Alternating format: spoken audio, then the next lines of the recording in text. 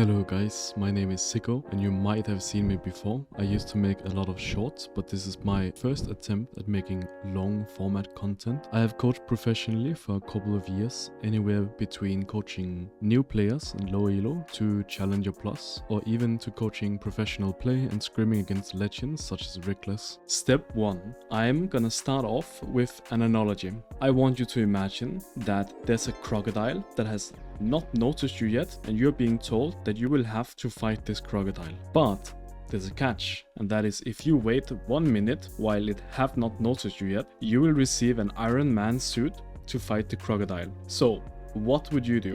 Wait 1 minute while the crocodile have not noticed you anyway, get the Iron Man suit and defeat the crocodile, or would you instantly run up to the crocodile and attempt to fight it barehanded? I'm sure you would prefer the Iron Man suit, so why are you doing the opposite when you're playing League of Legends? You're playing a champion that most likely gets their Iron Man suit at 2 or 3 items, yet you choose to fight the crocodile with a foam sword and a potion. You do not have to win lane. You can win lane without even trying. Every single game you enter, your #1 goal should be to consistently get 8 or higher CS a minute and low or no deaths. The most frustrating thing in the entirety of League of Legends is when you fall behind too early and you're playing the entirety of the rest of the game to catch up. And then when you finally manage to catch up, your opponents are ending the game. If you're going to take a risky decision, I would much rather you take that risky decision when you already hit your core items and you have a way higher chance of succeeding. Wait for your Iron Man suit before you fight the crocodile. Step 2. Minion wave management. Minion wave management, minion wave management. I'm sure you're tired of hearing it at this point, but minion wave management is crucial for you to be able to hit the turret for a longer time, get better recalls, take objectives, rotate, help your jungler, and pretty much everything. I have a shot going over minion wave management in less than a minute. I'm going to link it below, but if you want a quick too long didn't watch guide, always look at your lane and ask yourself, do you need to move anywhere right now, or can you get a plate if you fast push this wave? If the answer is no, then you should resort to slow pushing 99% of the time. The reason we resort to slow pushing if you don't have the need for instant priority is because slow pushing will give you more time to hit the plate, it will give you more time to recall, it will give you more time to take objectives, it will give you more minions to deny if you're going to do a dive. Generally, it will just give you more. Step 3. Learn how to punish every single minion you possibly can. Here's another analogy, no crocodiles this time. Imagine someone robbed your house in the middle of the night and you have the jump on the burglar. They are yet to see you. Do you fight for your family, or do you walk up to the burglar and tell him, oh, by the way, there's a safe filled with money in the bedroom and the code is 4444? Basically what you're doing every time you don't contest the minion. Every minion that you're able to contest, you should contest. There's absolutely no reason to give your opponent free gold. So every single time your opponent is about to go for a minion, I want you to get into the habit of hitting them when you're able to. I'm sure you probably heard about the bot lane triangle before, but that's also a great way to determine how much you can extend yourself to punish your opponent. Maybe you can only go for 1 auto attack, maybe you can go for an entire trade. Basically, you want to try and form a triangle with your support at all times and be parallel with your support, so that way you can both hit your opponents at the same time. Step 3.5.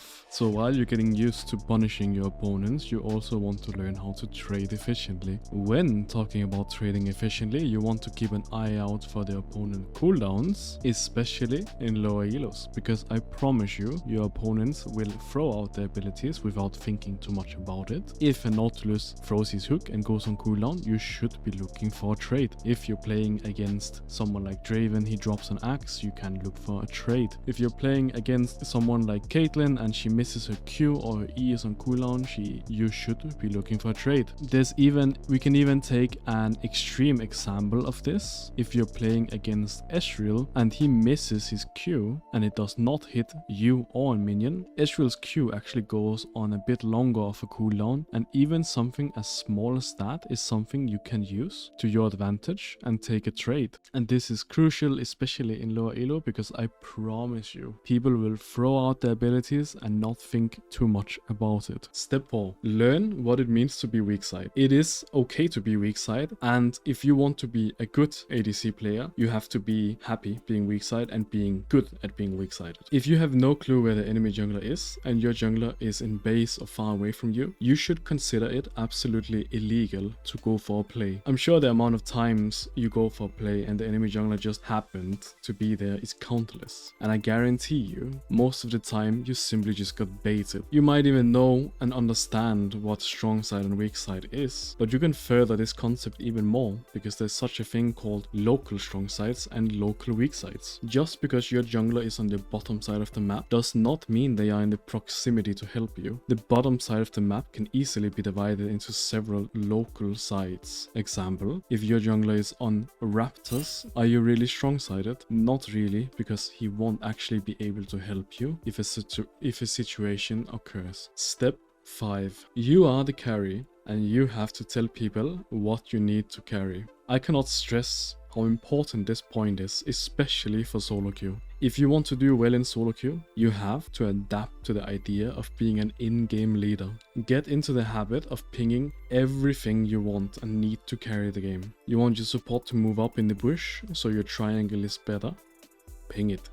You want the gank? Ping it. You want to hit the turret? Ping it. You want to take Draken but your jungle diff is perma farming camps? Ping it. Pings are one of the most important tools you have in solo queue, but the second you start using it to be toxic, everyone will mute you and you will lose the game. So be better. Step 6. Alright, now we're starting to get into the really complex and higher elo stuff. At this point you should have an incredible solid lane phase and bot lane fundamentals. Now it's about refining even the smallest parts that you may not think too much about. In this example, I want you to really start thinking about how you use your abilities. I know until this point you probably haven't thought too much about how you use your abilities. You just see what you think is a good opportunity and you just throw out your abilities, maybe hit something. Let's take an example. You're playing Caitlyn. Are you making sure that you're hitting all 6 minions with your Q, or you're just using it to hit 1 or 2 minions that you needed to last hit? Let's take another example. You are again playing Caitlyn. This time you have a Tahm Kench support. Are you using Caitlyn's Q to remove the caster minions, giving access for Tahm Kench to easily land his Q? And when Tahm Kench is landing his Q, are you following up with 1 or 2 autos? You should, because they are slowed. Another example is you're playing Ashe. Are you using your W when your support is moving up to slow them and allow your support more easily access to their abilities? Or are you just throwing out your W on cooldown to poke them? Step 7. Last step, and for 99% of you out there, this is not going to be relevant. This is mostly something I only look at when coaching professional players who's heading into First Division, ERL or LEC. I'm not saying this would not be beneficial to learn just because you aren't on your way into LEC. It would be great to learn. What I am saying, however, is it's better to focus on everything else before you start focusing on this. Your positioning in lane. This can be something incredibly small. Maybe you're just standing 1 inch too high up in lane, too low in lane, too much to the left or right. Basically, you can imagine the lane being one big chessboard and you can always optimize which square you're standing in. Usually, this is quite unclear to notice unless you get a coach to sit and analyze your positioning and movement in lane. But let's take an example that makes it a bit more obvious so you can understand it. I want you to imagine you're playing Ezreal and Karma. What is the strength behind Ezreal and Karma in lane? The biggest strength is the fact that if the opponent is standing behind minions, Karma Q will still hit your opponents. And if they stand away from the minions, Ezreal Q will hit the opponents. So therefore, it's important that Ezreal and Karma position themselves. So Ezreal has more access if they step outside of the minions, and Karma is fine positioning where she can hit minions and get AoE hit on them. If you enjoyed watching and you would like to support me, the best way is to subscribe, comment, like, join my Discord and all my social. I'm gonna link them below. Otherwise, feel free to let me know what you would like to see next time. And thank you so much for watching. And we have a little bonus step, camera placement. You should place your camera so it has the least dead space as possible. You want as much relevant information on your screen at all times. I would highly recommend everyone to play unlock camera and get rid of the bad habit that is locking your camera and unlocking it again. Keep it unlocked at all times and get into the habit of controlling it manually. There is absolutely no benefit to having a lock cam besides allowing you to be lazy. Especially when we are talking about ADC, you have long range and you should be able to utilize it. If you were playing melee champions, it could possibly be excused more, but as an ADC, I believe everyone should have unlocked camera. And lastly, I want to recommend using a recording software such as Outplayed, Insight, Metal, or anything similar to those that automatically record your point of view gameplay so you can review your gameplay when the game finishes. If you want to get better in the game, you have to review your games. You just have to, especially if the further down the list you go.